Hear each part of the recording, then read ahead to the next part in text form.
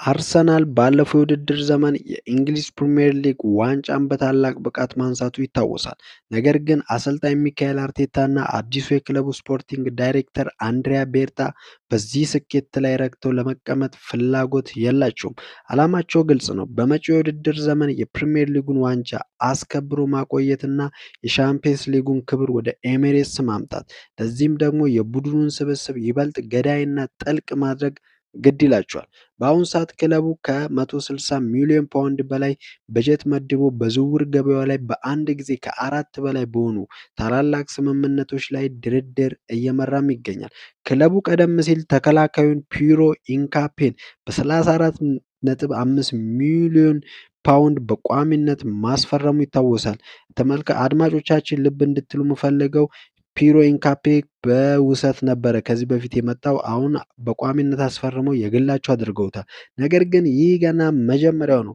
ዛሬ በዚህ ረጅም ቪዲዮአችን ዘንድሮ አርሰናል ያስፈርማቸዋል ተብለው በታዋቂ ጋዜጠኞች በሰፊው የሚጠበቁት ታላላቅ ኮከቦች ለቡድኑ ያላቸውን ታክቲካዊ ጥቅምና የዝውውሩን የደረሰበትን ደረጃ በዝርዝር እንተነትናለን።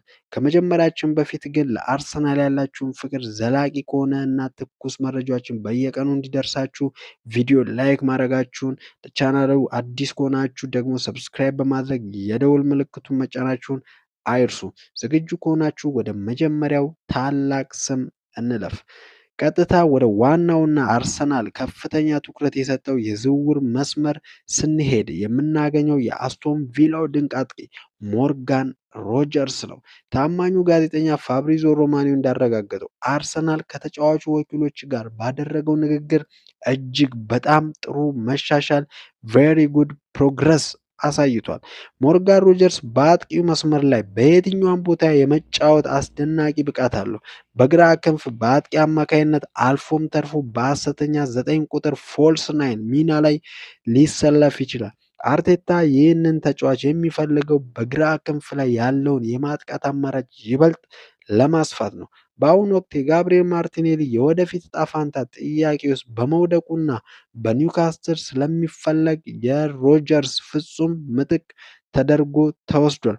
አስቶን ቪላ በቅርቡ በዩኤፍኤ የፋይናንስ መመሪያ ጥሰት ምክንያት የ19.4 ሚሊዮን ፓውንድ ቅጣት ተጥሎበታል። ይህ ቅጣት ቪላዎች የፋይናንስ ሚዛናቸውን ለመጠበቅ ተጫዋቹን እንዲሸጡ ያስገድዳቸዋል። አርሰናል ይህንን ክፍተት ተጠቅሞ ተጫዋቾች ለማምጣት እየገፋበት ይገኛል። ይሁን እንጂ ቪላዎች ለተጫዋቹ እስከ 80 ሚሊዮን ዶላር የሚጠጋ ከፍተኛ ዋጋ እየጠየቁ በመሆኑ መድፈኞቹ ዋጋውን ለማውረድ ጠንካራ ድርድር እያደረጉ ነው። ሁለተኛውና የአርሰናል ደጋፊዎችን እጅግ በጉጉት የሞላው ስም የኒውካስትል ዩናይትዱ አማካይ ቡርኖ ጊማሬሽ ነው። አርሰናል የአማካይ ክፍሉን የዓለማችን ምርጥ ለማድረግ ቡርኖ የዘንድሮው ትልቅ ህልሙ አድርጎታል። የዲክላን ራይስ፣ የማርቲን ኦዲጋርድ እና የቡርኖ ጉማሬሽ ጥምረት ምን ሊመስል እንደሚችል አስቡት።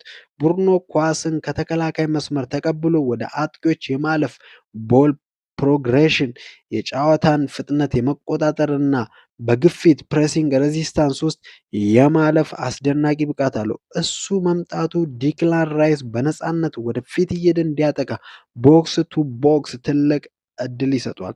አርሰናል በቅርቡ በደላሎች በኩል ከ60 ሚሊዮን ፓውንድ በታች የሆነ የመጀመሪያ የቃል ጥያቄ ቢያቀርብም በኒውካስትል ውድቅ ተደርጎበታል።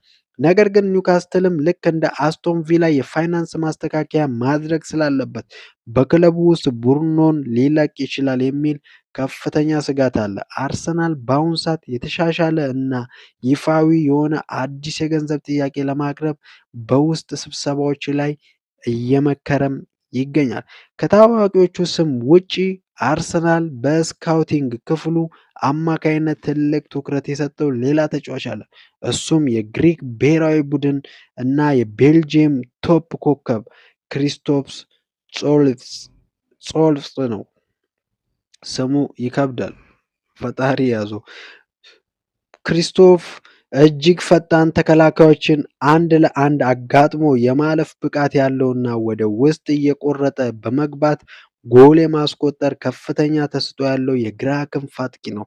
ሊያንድሮ ትሮሳርድ እና ጋብሪኤል ማርቲኔሊ ክለቡን ሊለቁ ይችላሉ የሚል ጭምጭምታዎች ስላሉ አርቴታ ለረጅም ጊዜ አስተማማኝ የሚሆን ወጣትና ረሀብተኛ ተጫዋች ይፈልጋል። እንደ ዘገባዎች ከሆነ የቤልጅየማዊው ክለብ ተጫዋች ለአርሰናል ያቀረበ ሲሆን ተጫዋቹ ራሱ ወደ ሰሜን ለንደን ለመምጣት ፍጹም ፈቃደኛና አረንጓዴ መብራትም አሳይቷል። የዝውውር ዋጋው ወደ 35 ሚሊዮን ዶላር አካባቢ የሚገመት በመሆኑ አርሰናል ለሌሎች ትልልቅ ዝውውሮች ከሚያወጣው በጀት አንጻር ይህንን በቀላሉ ሊያጠናቅቀው የሚችል እድል ሰፊ ነው። አርሰናል በአንድ ጊዜ 6 ዝውውሮችን በጠረጴዛ ዙሪያ እየመራ መሆኑን ዴይሊ ሜል አረጋግጧል። ከነዚህም መካከል የተከላካይ ክፍሉን ይበልጥ ለማጠናከር የአስቶን ቪላው ኤዝሪ ኮንሳ በራዳር ውስጥ ይገኛል። ኮንሳ በዓለም ዋንጫ ላይ ለእንግሊዝ ብሔራዊ ቡድን ድንቅ ብቃት እያሳየ ይገኛል። ቪላው የ60 ሚሊዮን ፓውንድ ቢጠይቁም አርሰናል የዊሊያም ሳሊባ እና የጋብሪኤል ማጋሊሽ እረፍት እንዲያገኙ ጥልቅ ስብስብ ለመፍጠር ይፈልጋል። በሌላ በኩል ደግሞ የባየር ሊቨርኩሰኑ የ18 ዓመት ድንቅ ታዳጊ ኬሪም አልጀቤጎሽ ሌላው በክንፍ መስመር ላይ ለአርሰናል የወደፊት ፕሮጀክት የታጨ ተጫዋች ነው።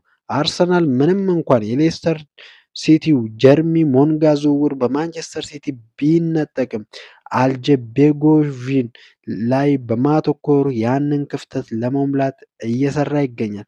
የተወደዳችሁ የገነርስ አጠቃላይ ሲታይ አርሰናል ዘንድሮ በዝውውር ገበያው ላይ እውነተኛ አብዮት ለመፍጠር እየተንቀሳቀሰ ይገኛል።